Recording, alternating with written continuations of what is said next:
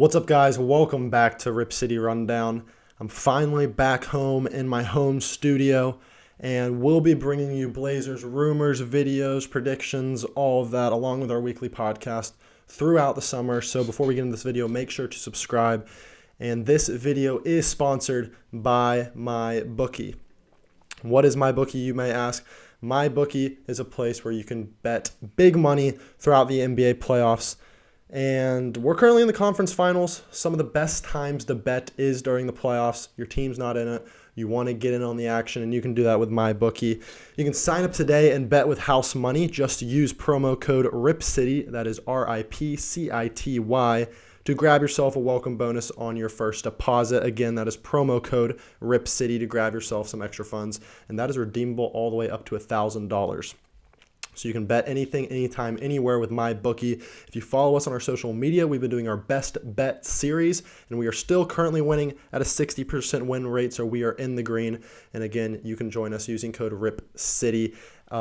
Link at the top of the comments, or just go to mybookie.website/RipCity for more information. And with that being said, let's get into the video. Okay, so today's rumor mill is going to revolve around the center position. Obviously, the Blazers have had Jusuf Nurkic running their center for the last now over half a decade, and I think it's come to an agreement. The fans have come to an agreement, and honestly, the front office probably has, that the time with Jusuf Nurkic on the Blazers has probably run its course. So the common conception this offseason is the Blazers want to try to upgrade at center and try to upgrade at the wing. It seems like it's going to be obviously Damian Lillard at point guard and most likely Shaedon Sharpe or maybe Anthony Simons running that 2 spot. So what do we do at the center spot? We're going to tackle that today. And we're going to specifically be talking about the possible addition of going after Deandre Ayton from the Phoenix Suns. Obviously, Ayton, first overall pick in 2018. He's still just 24 years old, but he's making a lot of money. He signed that contract with the Pacers last offseason in restricted free agency. Now he is obviously with the Suns. The Suns matched that.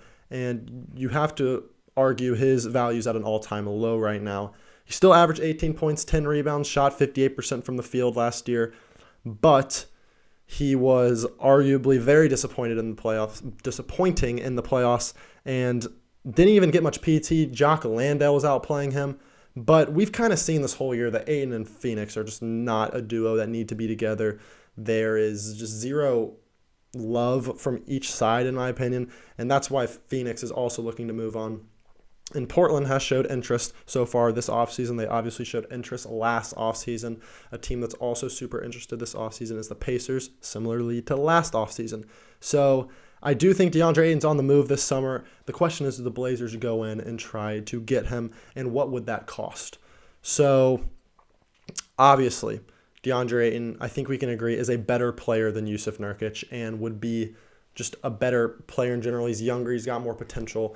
But the issue with him is the contract, the length of his contract. It's a similar length contract to Nurkic, but Nurkic obviously only making around $18 million a year. Ayton is making north of $30 million a year. So is it worth it to trade possibly some valuable assets for a guy that might be a little better than Nurkic, but has clearly shown that he has his flaws, and we don't even know if he's great in playoff time. We don't know if he has a motor.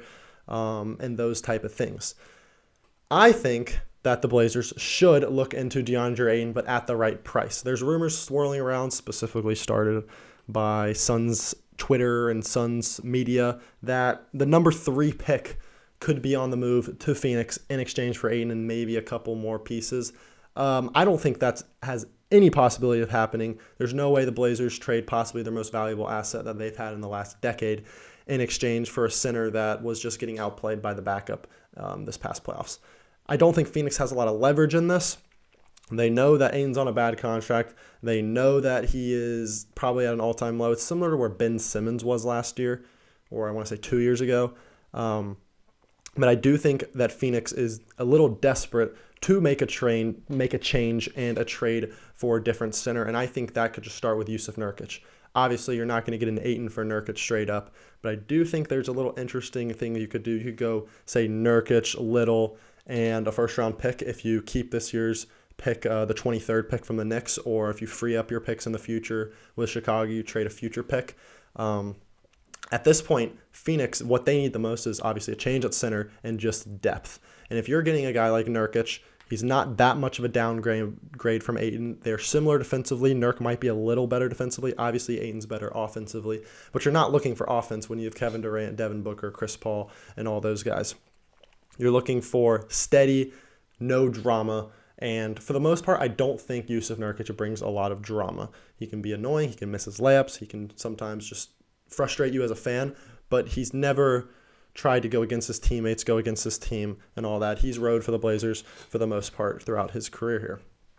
So you start with Nurkic, then you sprinkle in the assets. You sprinkle in the first-round pick that would be in the future or possibly late in the first round this year, and then you sprinkle in a Nasir Little to try to entice the Suns. That's a guy on a steal of a contract.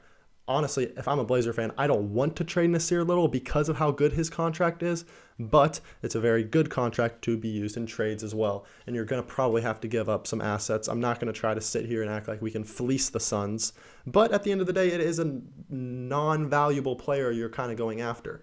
But for those saying that you're trading Simons in the pick, you're trading the third overall pick, you have to trade Sharp, there's no way.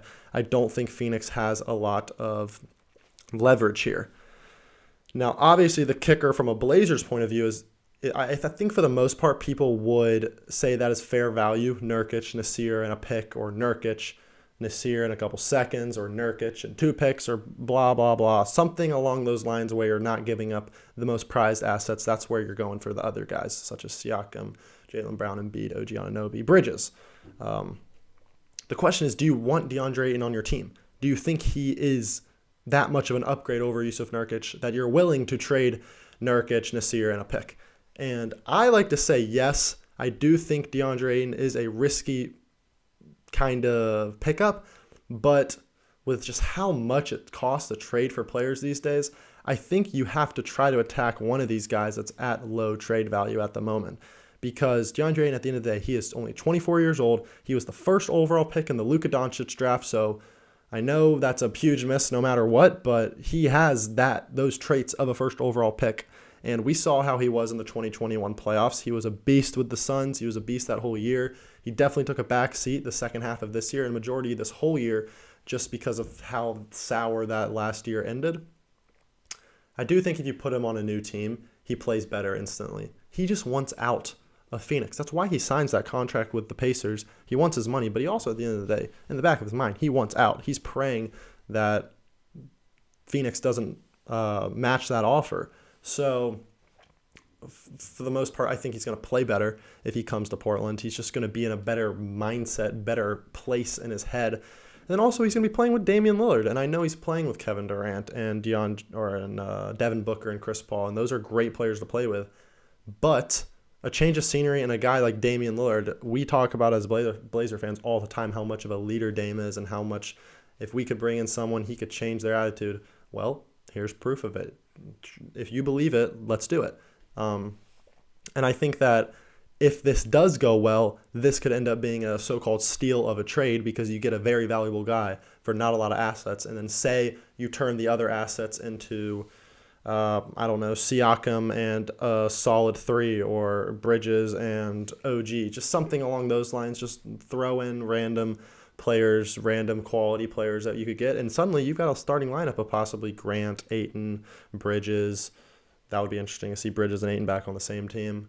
Dame and Sharp and some good depth, and suddenly you're looking like a really good starting lineup and a really good team overall. So Ayton, defensively, you probably want a little bit better of a center than Ayton, but if you're going all in on the defense with the wings, you can have Ayton as center because at the end of the day, he's a solid center. He's I would say average to above average defensive center, and he's obviously got the potential to be a really, really good offensive center. And just his base numbers, if you have 18 points per game and 59% from the field as a center, we'll take that on the Blazers because these past couple years with Nurkic shooting 51, 52% from the field, 6% from the field, the difference of that is huge, and I think that could bring a ton of value to the Blazers. So my conclusion on this is I think we should take a look at Ayton, just take a little, just go into the trade talks, see what's out there, see what they're looking for.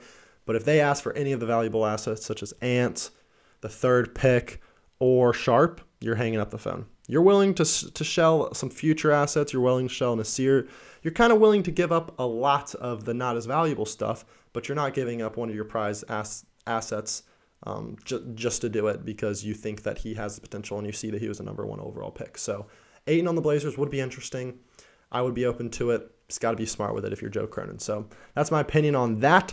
Comment if you would want Ayton, under what circumstances, or do you just kind of just want to stay away from him no matter what because of the off-the-court effort stuff that he sometimes brings. So let me know. I'll be reading those comments, and I'll see you in the next video. Peace.